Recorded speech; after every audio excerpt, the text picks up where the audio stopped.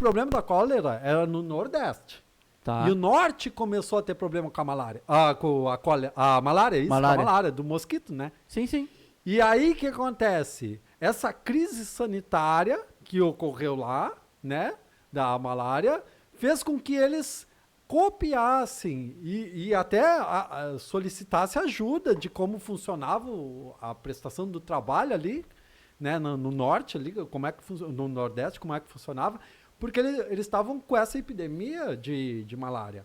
Então eles começaram a copiar esse serviço e fizeram o controle com conscientização, né, como fazer o combate. E aí o que acontece? Essa ideia foi se expandindo.